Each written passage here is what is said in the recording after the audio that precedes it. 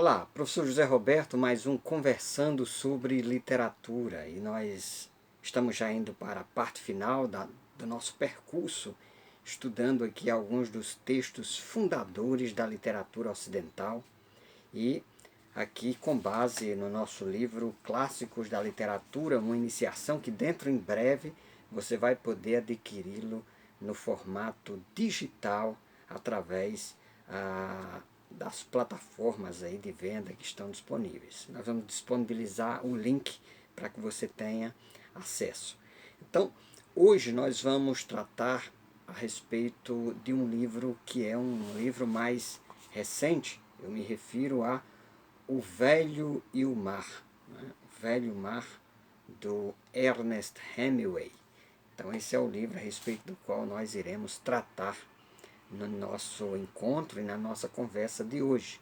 Então, inicialmente, dizer para você que o Ernest Hemingway é um escritor, ou foi um escritor americano, que nasceu em 21 de julho de 1899, e ele participou, né, teve experiências na Primeira e na Segunda Guerra Mundial, também enquanto jornalista.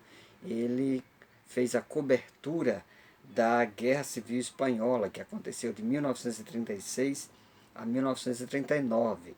Então esse ambiente de guerra foi muito comum na produção literária, inclusive do Hemingway, que teve vários livros, inclusive um deles denominado de Adeus às Armas, né, Farewell to Arms, que é um livro ambientado nesse contexto de guerra. Vários livros.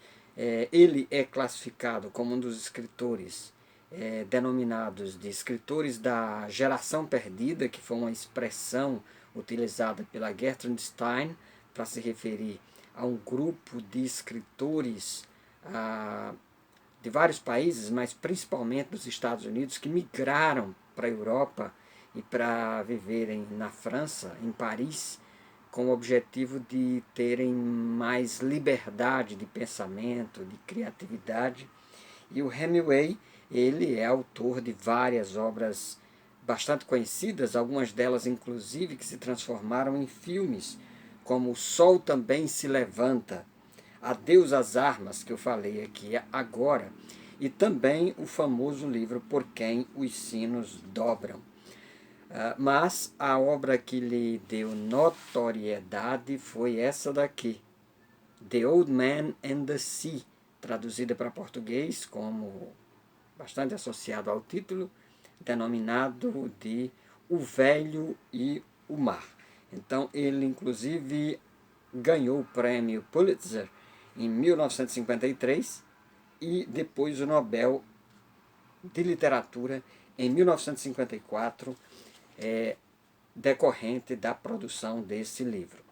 Eu, particularmente, tenho uma identificação pessoal com essa obra, isso porque ainda na graduação, ainda aluno do curso de letras, eu fui apresentado a essa obra e a primeira vez que eu li eu achei absolutamente apaixonante e ela me cativou pela linguagem, pela precisão linguística, objetividade, concisão e também pela temática, pelo enredo. Isso acabou resultando no meu trabalho de conclusão de curso, que eu acabei escrevendo uma monografia a respeito da tradução das metáforas do The Old Man and the Sea para a língua portuguesa. Para isso eu li pelo menos umas 10 vezes a obra em inglês, não é uma obra muito volumosa, então eu li umas 10 vezes em inglês, depois li em português, para fazer essa análise comparada ou comparativa na tradução. Então é uma obra que foi escrita em Cuba em 1951 e foi publicada em 1952. Então ela conta a história de um velho pescador que fica 84 dias sem pescar um único peixe.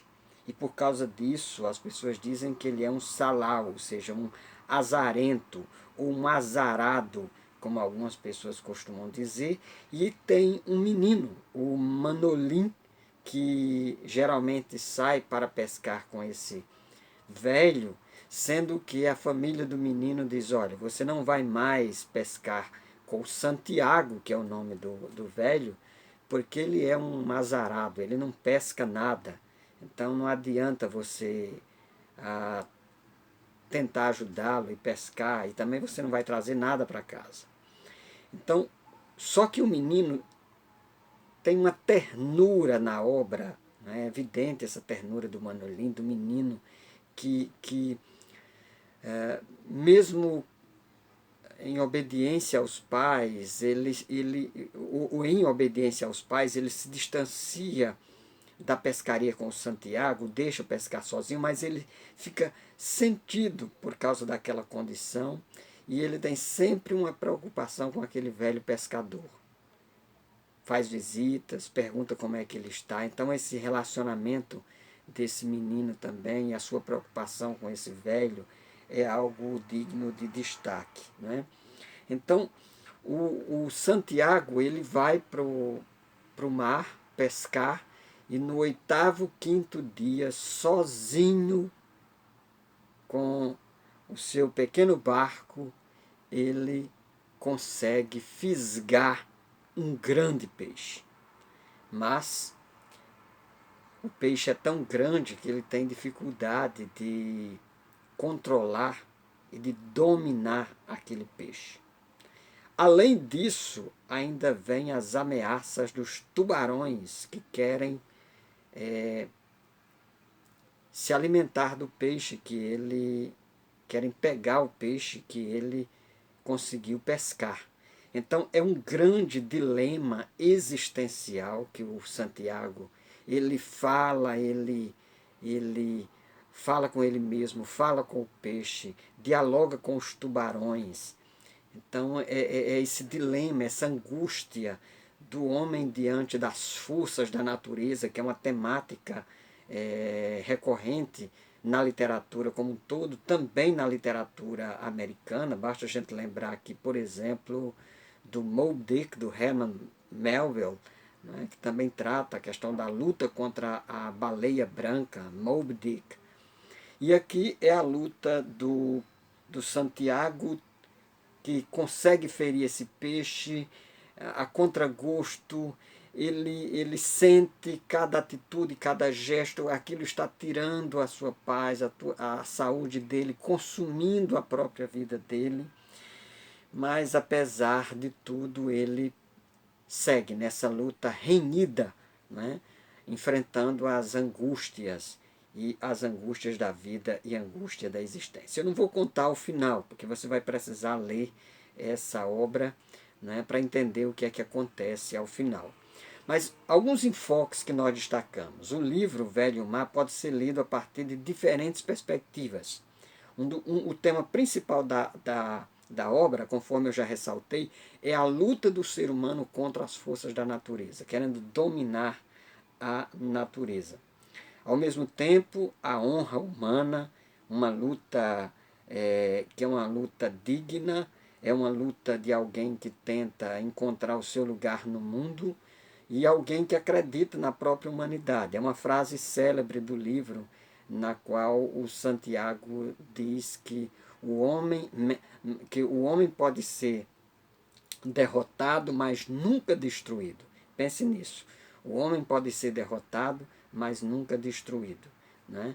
Então, man can be destroyed, but never defeated, é a frase que está lá no texto em inglês do Hemingway. Então, a obra é uma grande metáfora a respeito da vida, o velho diante do mar, diante de tudo aquilo que nós não podemos controlar, que está para além das nossas forças.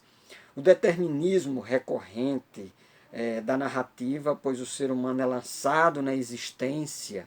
Né? Nós existimos aqui no mundo, e é essa questão estoica do Hemingway, né? De nós aprendemos a lidar com a dor, com o sofrimento e enfrentá-la de forma resignada. De forma resignada. Então, essa é sempre essa luta do ser humano na sua condição existencial é sempre desafiadora na medida que às vezes ele precisa se deparar com as próprias forças da natureza. Então é uma luta desproporcional, sobretudo solitária, isso porque o Santiago sente falta do Manolim, do menino, e ele repete algumas vezes: eu gostaria que o menino estivesse aqui para me ajudar, que aquela criança estivesse aqui para me ajudar. O menino a quem Santiago, inclusive, ensinou a pescar. Né?